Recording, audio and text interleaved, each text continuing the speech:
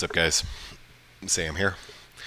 And we're going to be doing our weekly recap video that we do every Friday. We're going to be looking at two major signals that have developed this week, and they're kind of on opposite ends of the spectrum. So stick around to the end of the video so you make sure that you catch both of the major signals.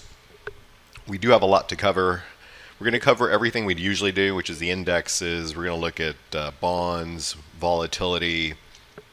We'll take a peek at the dollar, and then I'm going to show you my multi-time frame, multi-graph that I like to use to see what is setting up going into next week. So let's start here where we usually start, which is going to be SPY. And SPY's just cruising right along. Absolutely no issues whatsoever. It did have a very scary drop into a rising EMA cloud, but as the indicator would imply, when it's a max bull, you typically want to buy the top of the cloud. And so that is what it is. And before I move forward, I know that I'm going to be talking to some folks here on the YouTube as well as some folks in the main room, wherever you happen to be watching this. If this move into the cloud freaked you out and you did not buy the pullback because of whatever reason, I think it's really important to review your trading plan to make sure that it's a sound trading plan that's keeping you away from emotions. I say that because I can also kind of empathize that it is not easy to buy when the market seems like it's just falling nonstop, especially tech. But we had a good amount of positions together in the room coming into today. I certainly had some rather large size, and just have to trust the signals and let the chips fall where they may. Just control your risk. But if you did not buy that pullback into the cloud on the SPY, when the indicator is at a max bull 100, and again, just to be clear, when it's at a max bull, it says you should be buying at the top of the cloud for sure. Then just review your trading plan and improve it for next week. For now, for the purposes of this video, there's no changes whatsoever. The indicator did not trigger a sell here, nor did it trigger a sell here. Pretty phenomenal how this indicator has worked so far. I'm really, really impressed by it. And even I was starting to doubt it, right? I was starting to think that maybe this would be the one that triggers the sell. But then, of course, Powell comes in today and saves the world, and back up it goes. So this weekly candle is not entirely the best candle, and the reason being is it did not actually close above the high of last week. So it does, while it does save the week and gives us a higher weekly close, it did not close above the high of last week. So this could be an issue going into next week, especially because of NVIDIA earnings. So in the improbable event that NVIDIA gets wrecked, it is not going to help this SPY candle. But aside from that, I don't really see any issues. I suppose if I were to nitpick this, which I probably should, you do have a declining bar of histogram here, and this is the first time in a very long time that the momentum on the squeeze histogram weekly is actually tapering off. So that could be the door for something. So you combine that taper with this candle that looks bullish, but in reality could carry some negative connotations unless we close above it next week. And that's pretty much all I see that's an issue. So not all that much. I am being a little bit nitpicky when it comes to that on purpose. But just trying to find some potential issues inside of all of the good signals that otherwise are here. So let's look at the QQQ next, and we'll try to speed it up from there. We only have to spend more time on the SPY because it represents almost everything. So I gotta take blame where blame is due, because in last week's video I told you that I was going to be focusing on mega cap tech coming into this week. And frankly, I think that was a function of complacency to some degree, meaning that I had an upward bias still to the market. And my thought process was, well, if the market goes up, You basically just buy what's been working, which is, or maybe even more strongly, you buy what needs to work, which is the Mag 7, right? You don't need, healthcare necessarily to go up. You don't need industrials or energy to go up, but you do need the Mag 7. And the Mag 7 got a pretty good spanking almost the entire week until today. But it really is a function of the same thing, where the indicator here still says it should be bought in the cloud, and the cloud ended up being kind of the spot to pick up the cues, and there's still no sell signals here. Now, I do think going forward that there is a very strong potential that the next chart that I'm going to show you is going to be the place that the market has to rotate into. And if that is the case, the probability that the QQQ will start to lag increases. So let's kind of keep that in mind. I also want to point out a couple things here on the weekly SPY, on the weekly Qs, and that is that you made a lower weekly close, right? So this candle's much worse than it is on SPY. It is a lower weekly close, a lower weekly high, and you also have the taper here of the momentum bar against the grain. So while I still think the mags are a necessary component for markets to go higher, they may not be necessarily the place to focus exclusively as they have been for so long. So this is the first big signal that I wanted to bring you here, and I am no fan of the IWM. The vast majority of the IWM doesn't make money. They are largely indebted companies, and there's just so many of them that it's kind of a mess most of the time. The thing is, what happened today with interest rates, which we'll look at in just a second, the biggest beneficiary of lower interest rates, especially from like a surprise point of view, which certainly, if you have an index that's up 4%, clearly folks were surprised by this, is actually the IWM. So everybody benefits from lower rates. If the cost of money, the cost to borrow money is lower, money becomes more abundant, and therefore everyone benefits. However, the IWM would benefit disproportionately relative to other things. So here on the IWM, I think this is 100% queued up for a retest of the all-time high, which would be right around 245. I think buying a pullback here makes a ton of sense. Again, it's not my favorite instrument to trade because, if you compare it to the Mag 7 just print cash, and the IWM does the exact opposite.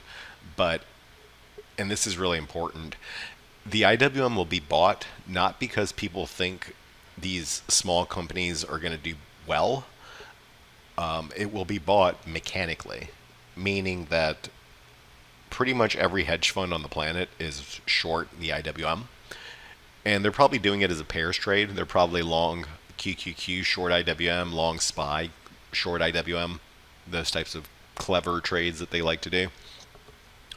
And as that reverses on them, meaning the IWM starts to go higher, they become forced buyers of the IWM to cover their shorts.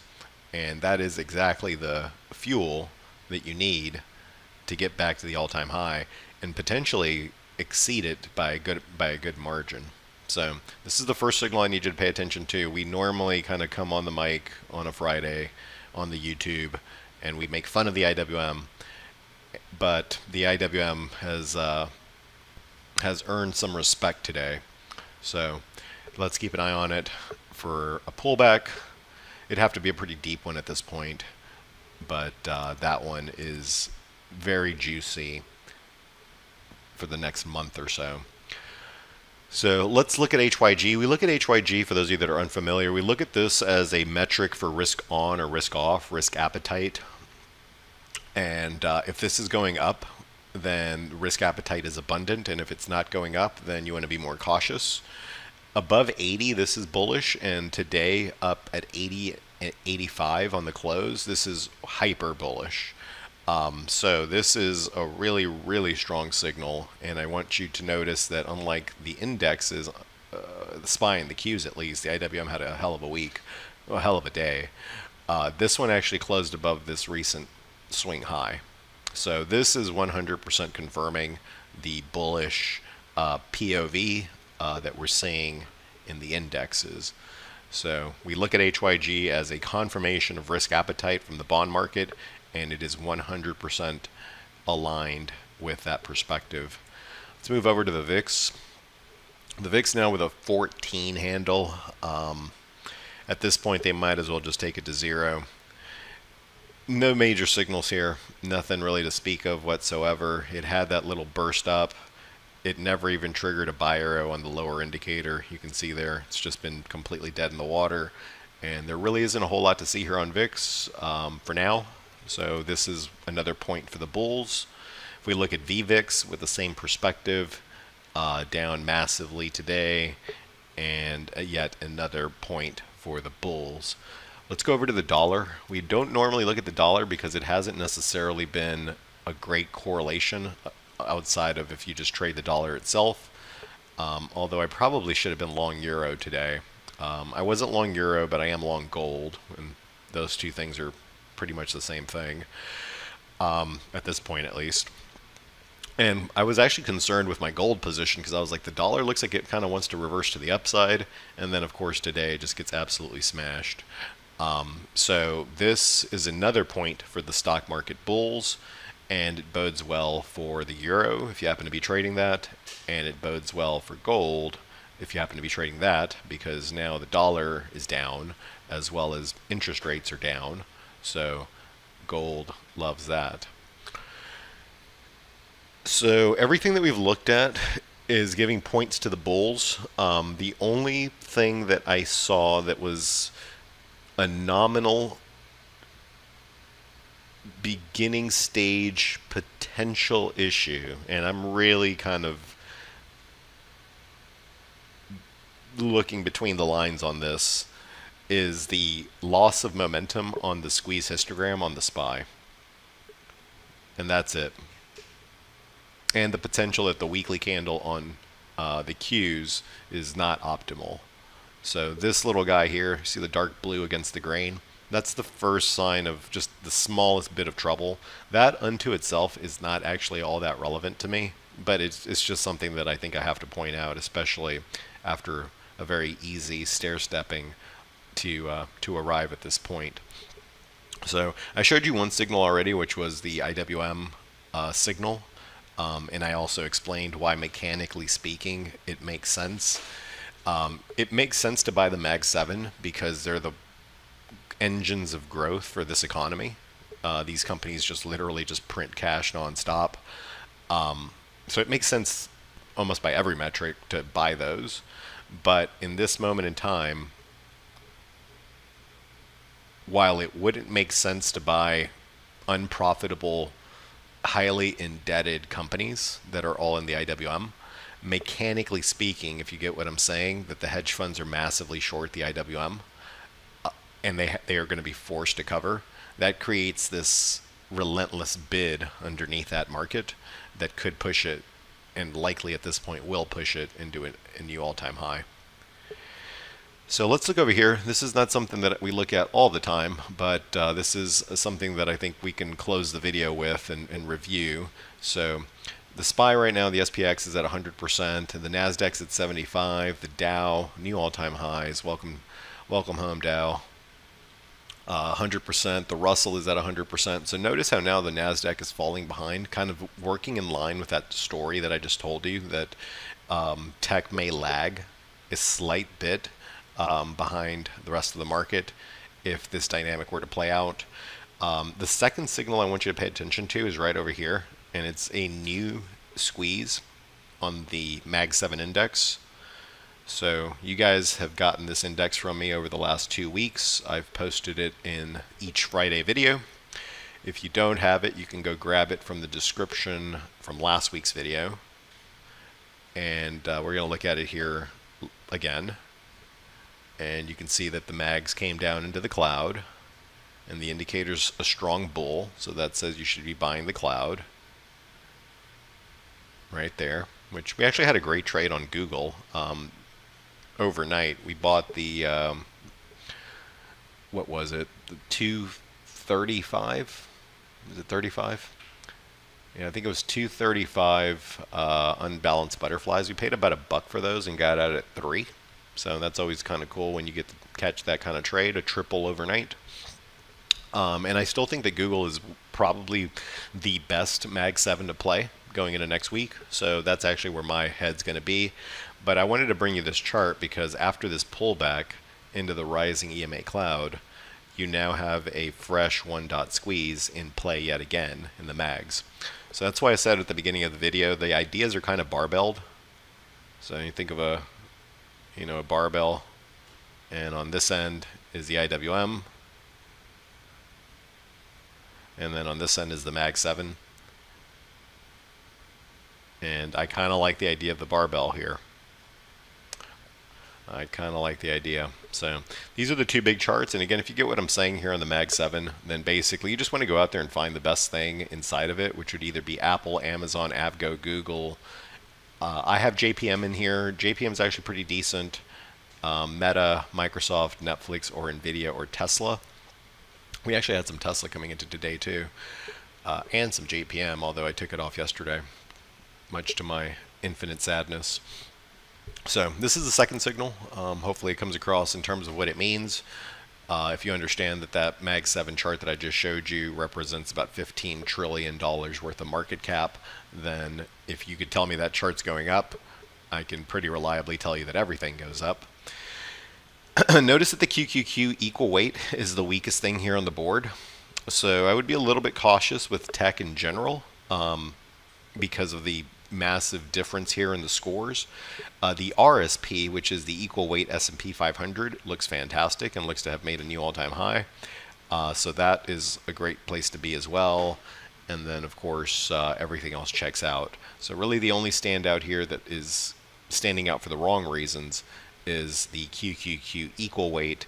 And basically what that tells me is just maybe broaden my horizons and focus on that barbell. IWM and things out. I'm going to use IWM and things outside of tech. So IWM, financials, energy, things like that on one end of the barbell. On the other end of the barbell, Mag 7, and I'm trying to ignore everything in the center. Let's do this, and we'll look at sectors because this will tell us where to focus. And I'd be pretty surprised if everything wasn't great. So again, the SPY here is at 100%. Home builders, big up move here, back from the dead. ARC, back from the dead. XLC looks great. Of course, that's going to be Google. And really, you can see that the labels here are mostly all bullish. I'm just looking for outliers. So the XLK has a daily squeeze, as does the XLI, as does the utilities, and I think that's it for squeezes. So the fact that XLK here has a daily squeeze, this kind of immediately gets me to think in terms of like Nvidia. Of course, you could say Apple or Microsoft, they're kind of weaker stocks. This bodes well for Nvidia, I believe. They do have earnings coming up next week, so anything goes for that. You know, at any point that could just roll over and die, but XLK there, interesting spot. And I think that is it. I was just looking to see if anything stood out, and nothing really here stands out in a bad way. Healthcare is neutral, but I'm not trading that anyways. And then lastly, let's look at a couple of things that we're doing in the room. So in the room today, we got out of Tesla, we got out of Shell, we got out of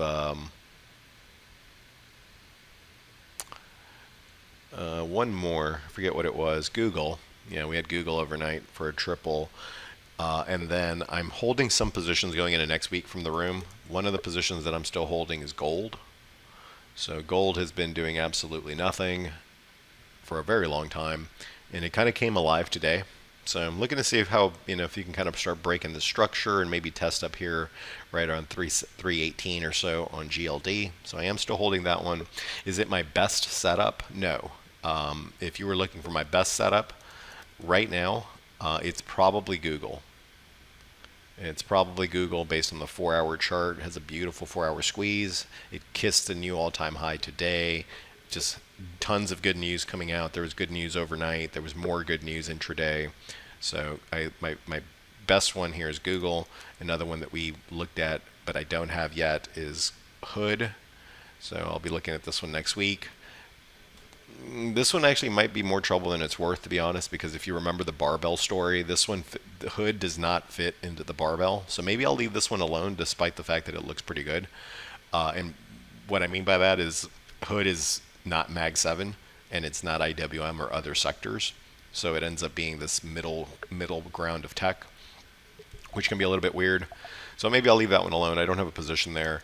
Some positions that we're carrying into next week are going to be DraftKings. So we picked this one up, I think, yesterday or the day before. And this was traded like a doll. It hasn't done anything it shouldn't be doing. It's visually perfect. The story makes sense, right? There's football season's about to start.